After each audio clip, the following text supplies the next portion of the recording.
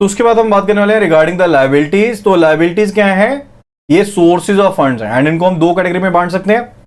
Liabilities हमेशा क्या show करती हैं, sources of funds he show करती हैं, ठीक है, जैसे लॉन्ग टर्म लायबिलिटी है या फिर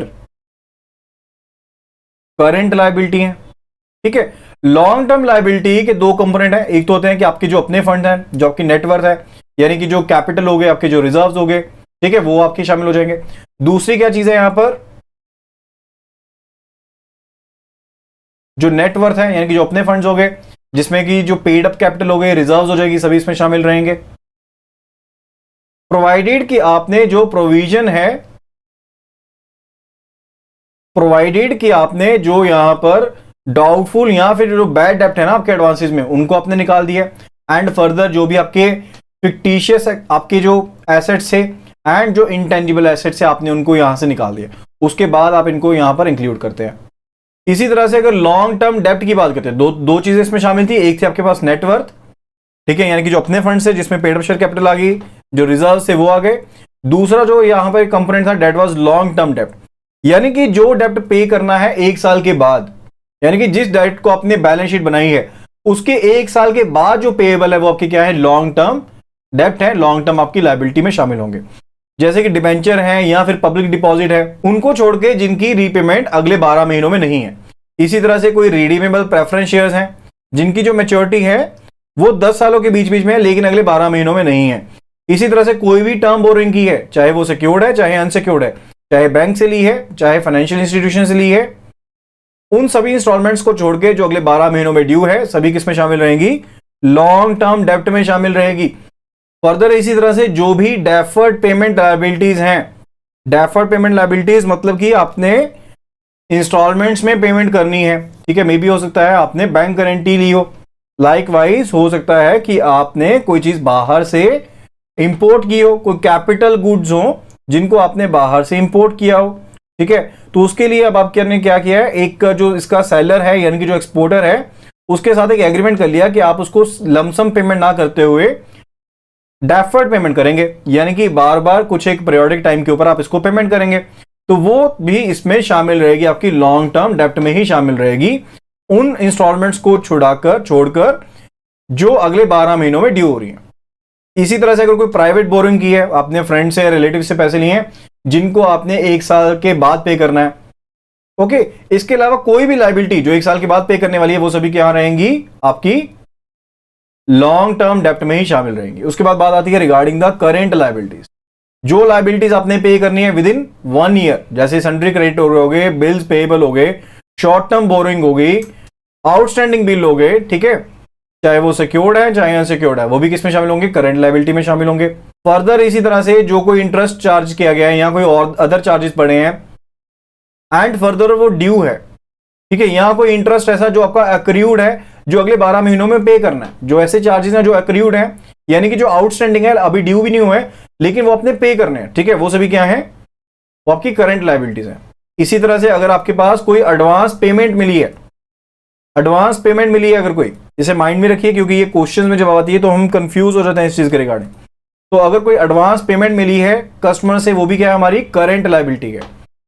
जो डिपॉजिट है मिला है डीलर से, वो भी क्या है, करंट लायबिलिटी है।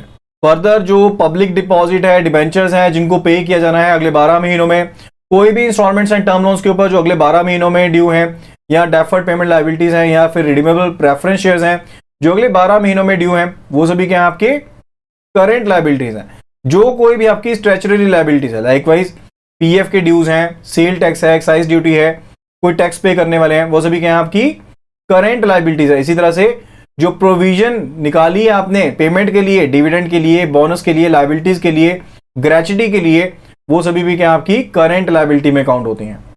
इसके अलावा कोई भी जो ड्यूज जो अगले 12 महीनों में पे करने वाली हैं, वो सभी क्या आपकी करंट लायबिलिटीज हैं। इसी तरह से एक लायबिलिटी रहती है that is contingent liability. Contingent liability basically वो लायबिलिटी है जो अभी क्रिस्टलाइज नहीं हुई है, मे भी हो सकता है कि आपको अभी पे ना करनी पड़े लेकिन आने वाले समय में आपको पे करनी पड़ सकती है, यानी कोई एंटीसिपेटेड लॉस हो तो वो आपकी क्या है, कंटिंजेंट लायबिलिटी है। एंड इनको फुटनोट की तरह शो किया जाता है, यानी कि जो बैलेंस शीट में हम फुटनोट में इस तरह की जो लायबिलिटी रहती है उनको शो करते हैं। Next it is main points of analysis, यानी कि जब हमने प्रॉफिट एंड लॉस अकाउंट को, बैलेंस शीट को एनालाइज करना है, तो कुछ एक चेंजेस रहते हैं जो हमें वेरियस परफॉर्मेंस पैरामीटर्स के बारे में बताते हैं, जिनको एनालाइज करना बहुत ज़्यादा ज़रूरी है। ठीक है, यानी कि अगर उन चीज़ों में कुछ चेंजेस होते हैं तो वहाँ वो बेसिकली हमारे लिए क्या होना चाहिए, एक की मार्क होना चाहिए जिसके थ्रू हम पता लगा पाएंगे कि जो एंटरप्राइज है वो किस तरह से काम कर रही है। लाइकवाइज अगर सेल्स में इंक्रीज होता है, अगर सेल में इंक्रीज होता है इसका मतलब क्या है कि जो फर्म है वो बेटर परफॉर्म कर रही है। इन जनरल तो हम यही कहेंगे कि फेवरेबल ट्रेंड है, यानी कि अगर सेल आपकी बढ़ गई है तो हम यही कहेंगे ना कि फेवरेबल ट्रेंड है।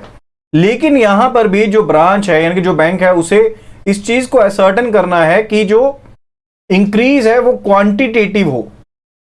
इस चीज को असर्टन करना है कि जो सेल्स में इंक्रीज हुआ है वो क्वांटिटेटिव हो, इस चीज के बेस पर ना हो कि जो प्राइस ऑफ प्रोडक्ट मैन्युफैक्चर का वो इंक्रीज हो गया, उसके कारण सेल जो है वो बढ़ गई है। लाइकवाइज पहले एक प्रोडक्ट आप यहां पर प्रोड्यूस कर रहे थे जिसका प्राइस था ₹100 एंड उसके मुताबिक आपकी जो सेल थी डेट वाज 50 लाख रुपीज।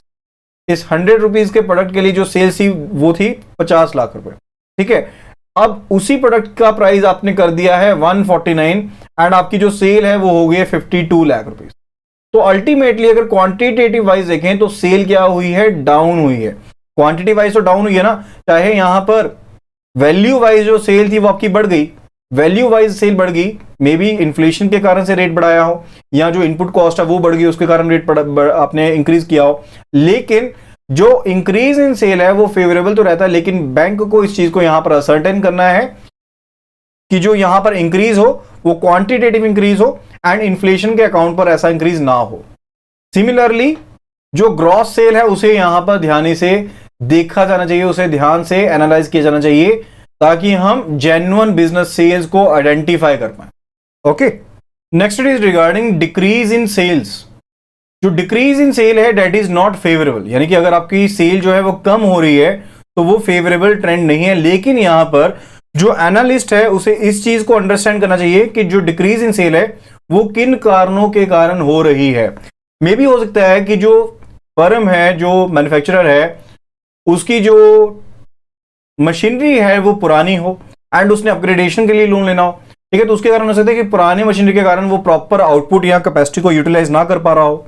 ठीक है, सो जो भी डिफरेंट रीजन हो सकते हैं उनको यहां पर जो एनालिस्ट होगा वो समझने की कोशिश करेगा कि सेल के कम होने का कारण क्या रहा है। लाइकवाइज रिसेशन हो सकता है, मे भी हो सकता है कि पूरी इकोनॉमी में मंदी चल रही हो, या फिर हो सकता है जो ट्रेडिंग हो वो कम चल रही हो। फर्दर हो सकता है कि जो डिमांड है वो कस्टमर की प्रेफरेंस में चेंजेस होने के कारण कम हो गई हो, या फिर जो प्राइस है वो कंपटीशन के कारण कम करना पड़ गया हो, या क्वालिटी डिटेरियोरेट हो गई हो, खराब हो गई हो। फर्दर हो सकता है कि जो डिलीवरी शेड्यूल है वो डिफेक्टिव हो, क्या टाइम पर आपने डिलीवरी ना की हो प्रोडक्ट्स की, उसके हिसाब से भी आपकी जो सेल्स है वो कम हुई है, या फिर जो क्रेडिट टर्म्स है वो चेंज हुई हो, या जो प्रोडक्ट हो सकता है मे बी ऑब्सोलीट हो गया हो। ठीक है, यानी कि प्रोडक्ट का एक टाइम रहता है ना कि प्रोडक्ट एक समय तक चलेगा, तो वो टाइम ही खत्म हो गया। जैसे पहले अगर टेलीविजन जो थे वो दूसरे बड़े वाले टेलीविजन चलते थे, एलईडी नहीं चलते थे, तो अगर कोई कंपनी ने अगर शिफ्ट ही नहीं किया, वो एलईडी बनाना शुरू नहीं कर रही है, पुराने टीवी ही मैन्युफैक्चर कर रही है, तो उस समय पर वो ऑब्सोलीट हो जाएगी ना। Next it is regarding the increase in profit. जो इंक्रीज इन प्रॉफिट है वो एक फेवरेबल ट्रेंड है। वो क्या है, फेवरेबल ट्रेंड है, यानी कि अगर कोई फर्म या कोई एंटिटी, कोई एंटरप्राइज ज्यादा प्रॉफिट अर्न कर रही है वो तो बेहतर ही चीज है ना। लेकिन जो एनालिस्ट है उसे इस चीज को एनालाइज करना है, उस चीज को वेरीफाई करना है कि जो प्रॉफिट जनरेट हो रहा है उसे रिटेन किया जा रहा है या नहीं किया जा रहा, कि प्रॉफिट जो जनरेट हो रहा है उसे रिटेन किया जा रहा है या नहीं किया जा रहा। अब प्रॉफिट जो जनरेट किया जा रहा है उसका रिटेन करने का कारण क्या है। लाइकवाइज एक कंपनी का एग्जांपल लीजिए, एक कंपनी यहां पर 5 करोड़ का प्रॉफिट इसने जनरेट किया एंड 5 करोड़ का जो प्रॉफिट था इसने एज इट इज डिविडेंड अपने जो शेयर होल्डर्स हैं उनमें बांट दिया। ठीक है, तो इसने अपनी ग्रोथ के लिए फर्दर यहां पर पैसा रिटेन नहीं किया, यहां पर पैसा रिटेन नहीं किया, डिविडेंड यहां पर इसने बांट दिया ताकि जो इन्वेस्टर्स हैं वो ज्यादा पैसा लगाएं। ठीक है, तो वो क्या है, एक माल प्रैक्टिस है, एक बुरी प्रैक्टिस है। तो प्रैक्टिस क्या होनी चाहिए कि कुछ एक पैसा यहां पर रिटेन किया जाना चाहिए कंपनी के द्वारा, ताकि फर्दर जो इसके आने वाले जो एक्सपेंसेस हैं उनको मीटअप किया जा सके। एंड फर्दर हो सकता है profit is made out of genuine sales operations, and इस चीज को भी कंफर्म करना है कि जो प्रॉफिट हो वो जेन्युइन सेल्स ऑपरेशंस के थ्रू बनाया गया हो, यानी कि सेल ऑफ एसेट के थ्रू यहां पर प्रॉफिट ना जनरेट किया गया हो। ये ना हुआ हो कि आपने प्रॉफिट जनरेट किया हो एसेट्स को बेच करके, या फिर जो मेन स्ट्रीम इनकम है यानी कि जो आपका कोर बिजनेस है उसके अलावा किसी और बिजनेस से आपको इनकम हुई हो। तो इस चीज की तरफ भी ध्यान देना जरूरी है कि जो आपको मेन इनकम हुई है, मेन प्रॉफिट हुआ है, वो आपके कोर बिजनेस से हुआ। अगर नॉन कोर बिजनेस से प्रॉफिट हुआ है उसका मतलब है कि जो कंपनी है let it be C1, company अपने ट्रेंड को चेंज करी है, यानी कि अगर पहले एक प्रोडक्ट से यहां पर प्रॉफिट अर्न कर रही थी, अब वो दूसरे प्रोडक्ट की तरफ शिफ्ट कर रही है। ठीक है, तो यहां पर एक चीज ध्यान में रखने वाली होगी बैंक के लिए कि अब कंपनी जो है वो पुराने प्रोडक्ट के लिए लोन लेने के लिए तो नहीं आई है। ठीक है, तो उस पॉइंट ऑफ व्यू से यहां पर बैंक एनालिसिस करेगा। Further it is regarding decrease in profit. अगर प्रॉफिट डिक्रीज हुआ है तो ये एक हेल्दी साइन नहीं है।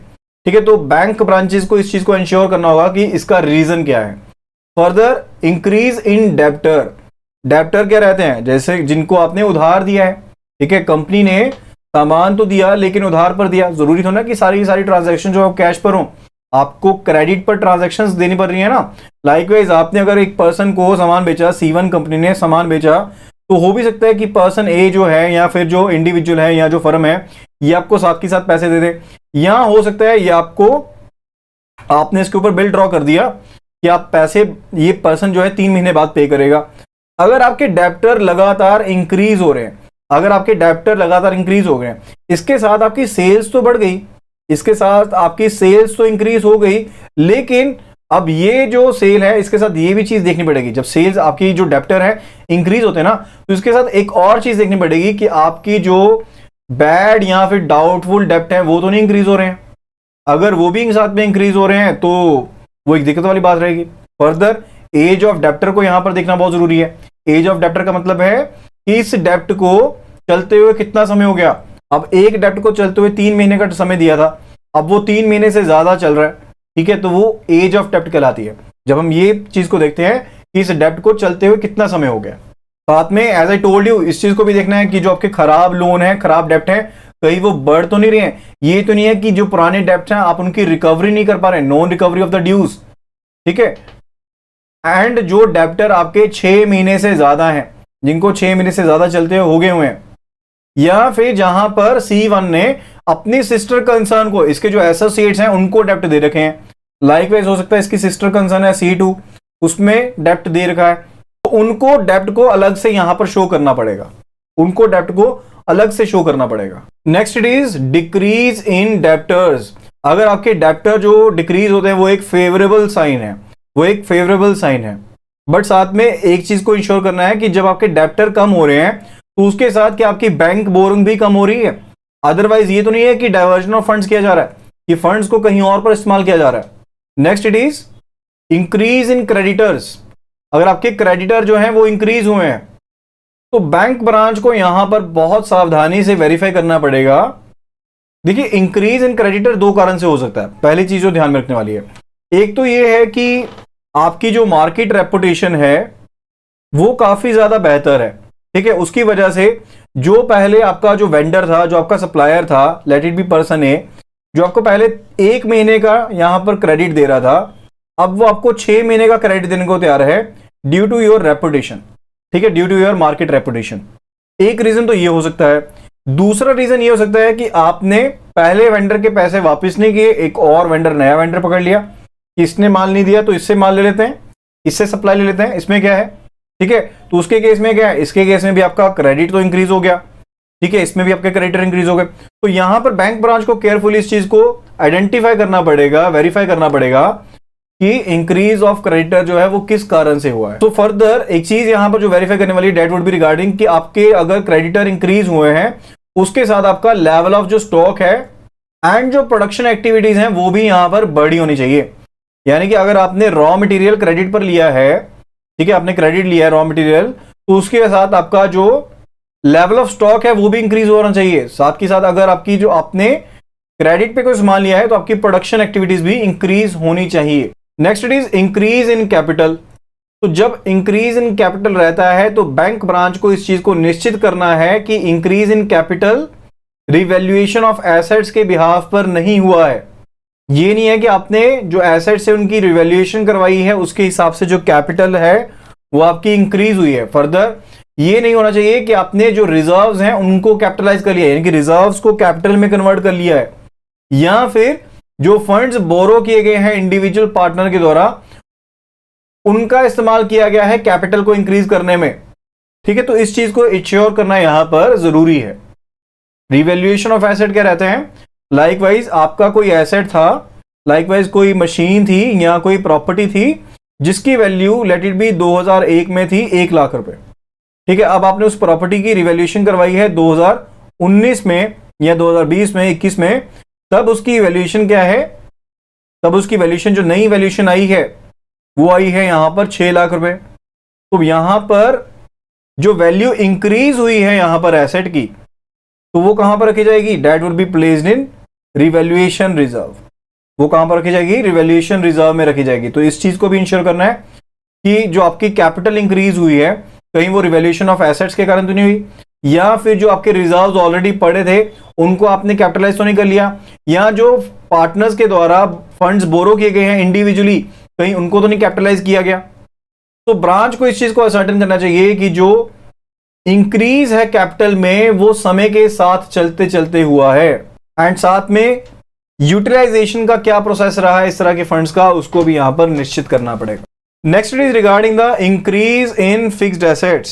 तो बैंक ब्रांच को यहां पर एक चीज को निश्चित करना पड़ेगा कि जो इंक्रीज इन फिक्स्ड एसेट है वो प्रोजेक्टेड बिजनेस प्लान के हिसाब से है, एंड साथ के साथ जो सोर्सेज रहे हैं फाइनेंस के उन एसेट्स को क्रिएट करने में उनको भी वेरीफाई करना पड़ेगा।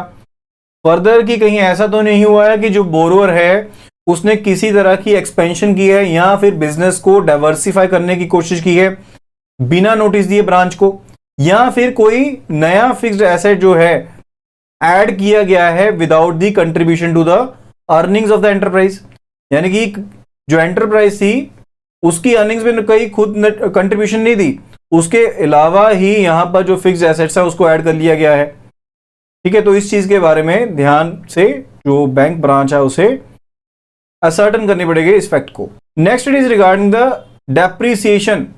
तो बैंक ब्रांच को यहां पर इस चीज को असर्टन करना है कि जो डेप्रीसिएशन है उसका सही तरीका जो है, यहां जो एक्सेप्टेड मेथड है डेप्रीसिएशन का वो कंसिस्टेंटली यहां पर बोरोर के द्वारा अपनाया जा रहा है या नहीं अपनाया जा रहा। फर्दर जो डेप्रीसिएशन कैलकुलेट की जा रही है वो सभी आइटम्स के ऊपर रेगुलरली कैलकुलेट की जा रही है या नहीं की जा रही है। कहीं ये तो नहीं है कि जो एसेट्स हैं उनकी ओवर वैल्यू शो की जा रही है, यानी कि अगर आप डेप्रीसिएशन नहीं करेंगे किसी एसेट के ऊपर तो ओवर वैल्यू शो होगी ना। लाइकवाइज अगर किसी एसेट की वैल्यू थी 1 लाख रुपए एंड यहां पर आप सिंपल डेप्रीसिएशन के थ्रू कैलकुलेट कर रहे थे एंड डेप्रीसिएशन रेट थी कितनी 33%। ठीक है, तो 33% के हिसाब से 33,000 जो थी वो आप पहले साल यहां पर कम होनी चाहिए थी, लेकिन आपने पहले साल तो कम कर ली, उसके बाद जो वैल्यू थी उसमें डेप्रीसिएशन लगा ही नहीं। तो उसके केस में क्या रहेगा, उसके केस में क्या रहेगा कि उसकी जो वैल्यू है वो तो अभी भी 66 या 67,000 पर आउटस्टैंडिंग खड़ी है ना। तो उसके केस में तो क्या रहेगी, एक दिक्कत वाली बात रह जाएगी क्योंकि जो कंपनी के जो एसेट हैं वो ओवर वैल्यूड है यहां पर। Then it is reduction in provision.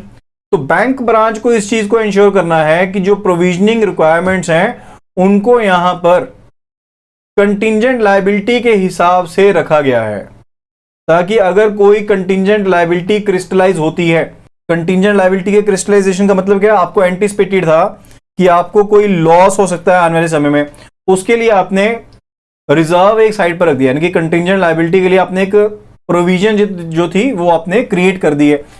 तो वहां पर आपको ये देखना पड़ेगा कि जो प्रोविजन है वो appropriately as per the contingent liability maintained है या नहीं है, ताकि अगर वो कंटिंजेंट लायबिलिटी आने वाले समय में क्रिस्टलाइज होती है तो उसके समय में किसी भी तरह की प्रॉब्लम नहीं पड़ेगी regarding the liquidity. Then it is regarding the intangible assets and non convertible assets. तो बैंक ब्रांच को यहां पर इस चीज को इंश्योर करने की कोशिश करनी चाहिए कि ओवर द टाइम जो ऐसे एसेट्स हैं वो रिड्यूस हुए हैं, वो रिड्यूस हुए हैं। नॉन कन्वर्टिबल एसेट्स आपके ऐसे एसेट्स हैं जिनको आप कन्वर्ट नहीं कर सकते। इंटेंजिबल एसेट्स आपके कौन से होते हैं, वो एसेट्स जिनको आप छू नहीं सकते, फील नहीं कर सकते, जैसे कि कॉपीराइट है, ट्रेडमार्क है, पेटेंट्स हैं।